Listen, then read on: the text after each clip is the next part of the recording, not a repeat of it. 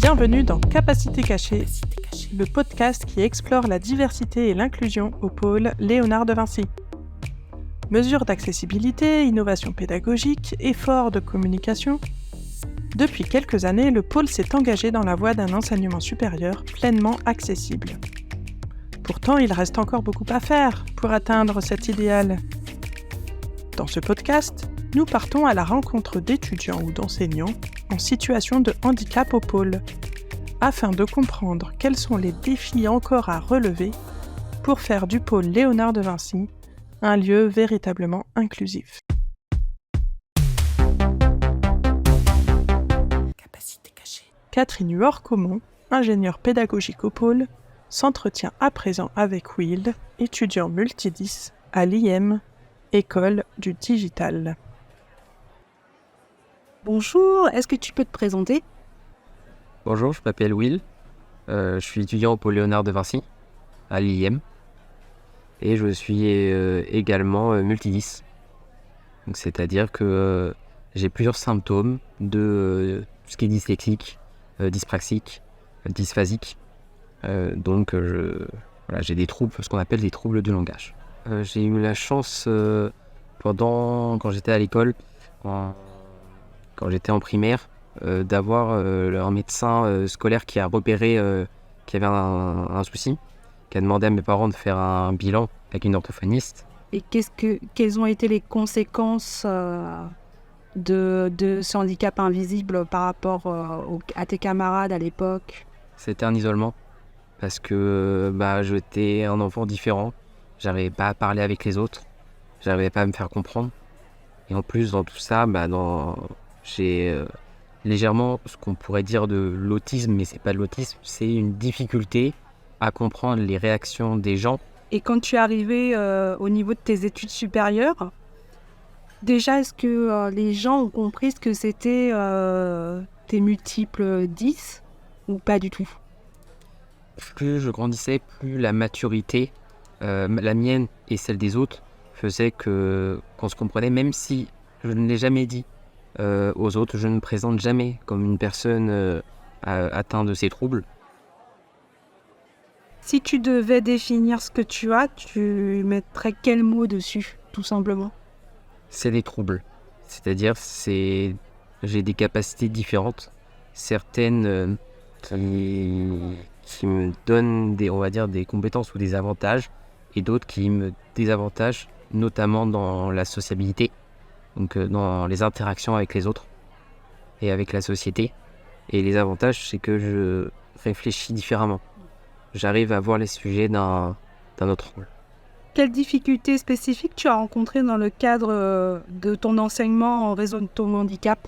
Il se trouve que pendant mes études, comme c'est un domaine, c'était le numérique, donc j'avais un ordinateur, donc c'est beaucoup plus simple parce qu'on a des raccourcis, donc c'est plus simple de manipuler à l'ordinateur. En revanche, tout ce qui était l'anglais était très compliqué. C'est du linguistique, les tests c'est sur du papier, c'était sur un temps donné. Donc c'est là où j'ai dû faire une demande à l'école d'avoir un tiers-temps en plus, parce que je n'arrivais pas à ne faire que la moitié du test d'anglais. Est-ce que tu peux partager quelques stratégies que tu utilises pour contourner tes difficultés ?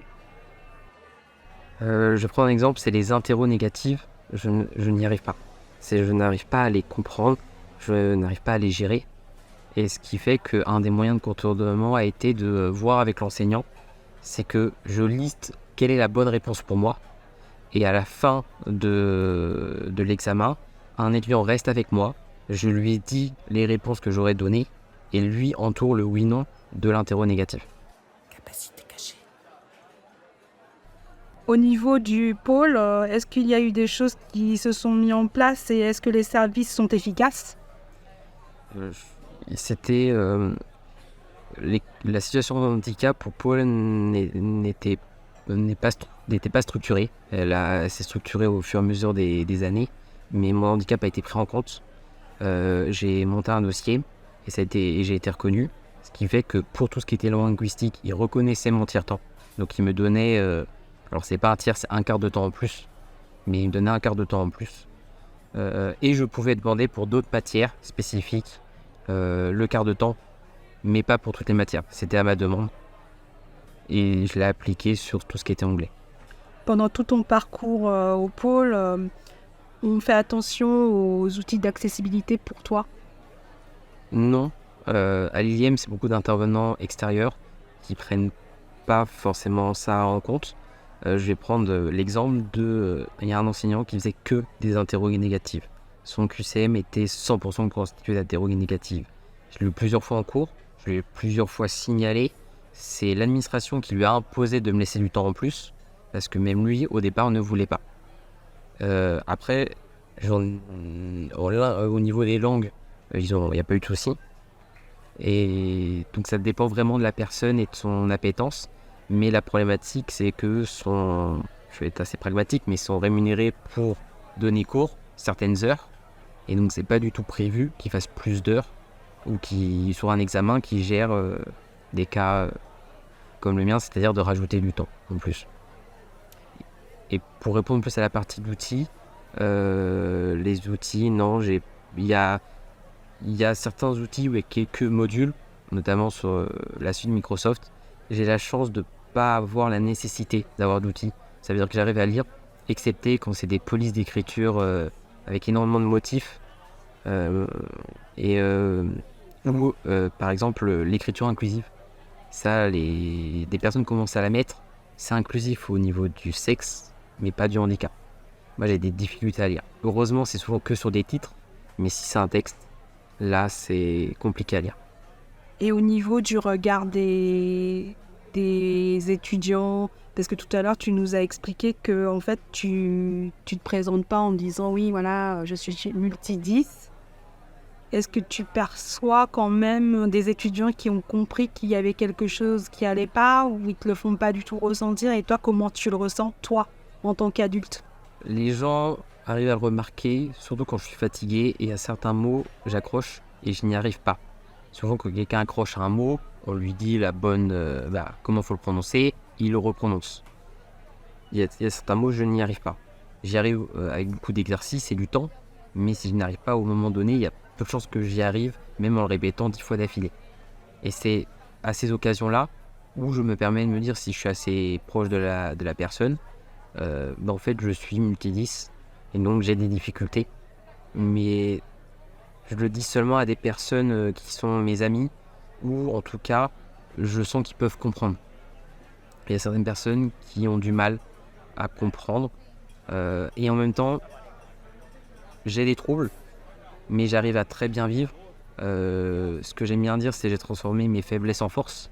Aujourd'hui, voilà, j'arrive à faire des études supérieures, alors que le corps médical, une partie me sait que je n'y arriverai pas, que les études supérieures, c'était pas fait pour moi. Capacité cachée. Je peux te poser une question, mais au sein du pôle, t'as une RQTH? Non. Ou ok. Je n'ai globalement pas besoin d'adaptation du travail, donc je n'ai pas besoin de RQTH. Sauf si un jour, j'ai vraiment de difficultés dans mon emploi qui est provoqué par mon handicap, là je pourrais demander. Ce qui n'est pas le cas aujourd'hui, ce qui sans doute sera pas le cas demain, parce que mon handicap est devenu invisible. Il était déjà invisible, mais il est devenu encore plus invisible. Est-ce que tu trouves que le pôle devrait travailler encore un peu plus justement sur les handicaps invisibles?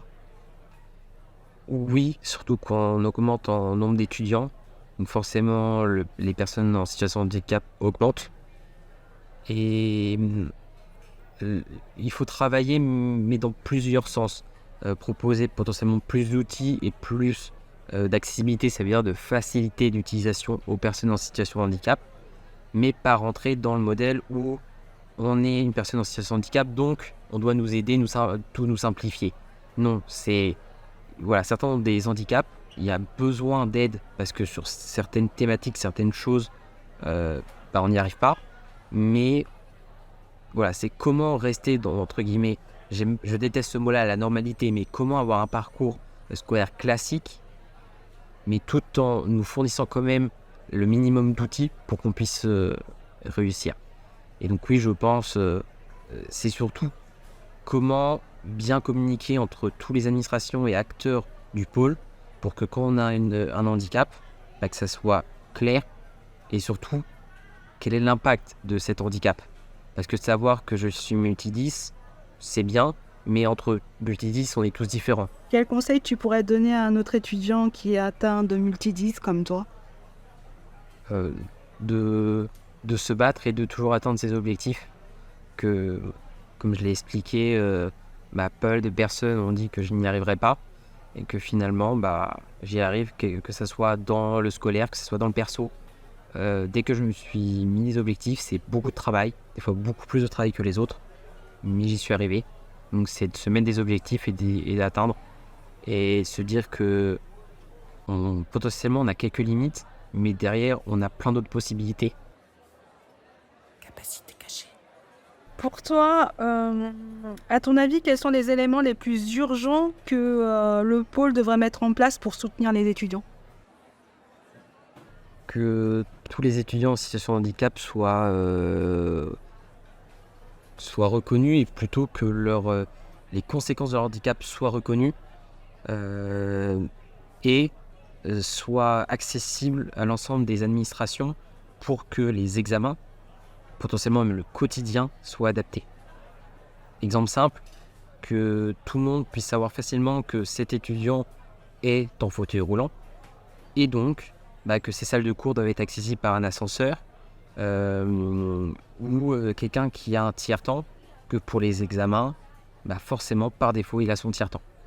Je sais que c'est des choses, notamment le tiers-temps, c'est inscrit notamment sur le portail, mais que pour tous les handicaps. Et le spectre de handicap maintenant est de plus en plus connu, ce qui fait que on peut parler de 10, on peut parler de physique, on peut parler de mental, avec une palette tellement grande que qu'on reconnaisse les grands moyens qui peuvent être mis en place. Potentiellement, il y a certains moyens assez simples. Je vais prendre l'exemple d'un autre étudiant. Lui, il a vraiment des problèmes de lecture. Donc, sur des petites feuilles, il n'arrive pas à lire. Donc, la solution, c'est que la feuille d'examen, au lieu de l'imprimer en A4, c'est en imprimer en A3.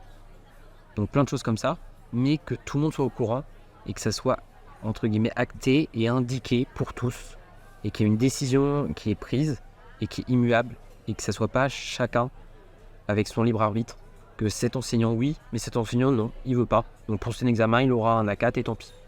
Voilà, qu'il y ait une égalisation et des décisions au niveau de l'école sur la prise en charge, en tout cas les solutions qu'on apportera à cet étudiant, et qu'il y ait des échanges par rapport à ça. C'est pas juste voilà, j'ai un handicap, j'ai besoin de ça, non, c'est des échanges de voir qu'est-ce qui peut être fait, et moi j'en ai pas eu besoin, mais potentiellement aussi voir si c'est du psychologique derrière. Il y a un très gros travail sur le psychologique au pôle avec la cellule psychologique. Voilà, c'est comment la prise en charge de l'apprendre quand la personne arrive, même avant qu'il arrive, notamment s'il y a un fauteuil, qu'on soit bien au courant avant, jusqu'à la fin de sa scolarité, qu'il soit géré de façon... Et j'aime bien le pragmatisme, ça veut dire que c'est du pragmatisme, c'est pas chacun qui décide comme il veut, c'est des traitements qui sont égalitaires, et que voilà, tout le monde soit traité de la même façon, et que ça soit automatisé dans le sens où chacun va être au courant. Pour tous les examens, ce sera comme ça, que des procédures soient établies, qu'il y ait plus d'armes qui soient apportées aux enseignants. J'en veux pas aux enseignants qui ne se sont pas adaptés non plus, parce qu'ils ne savaient pas, certains ne savaient pas s'adapter, et que l'adaptation simple qu'on leur proposait, soit ils la comprenaient pas, soit ils pouvaient pas la mettre en place. Donc c'est fournir également des outils à l'ensemble des enseignants et de l'administration pour permettre de gérer les personnes en situation de handicap. Merci beaucoup Will de ta participation dans ce podcast. Merci beaucoup de m'avoir invité. Au revoir. Au revoir.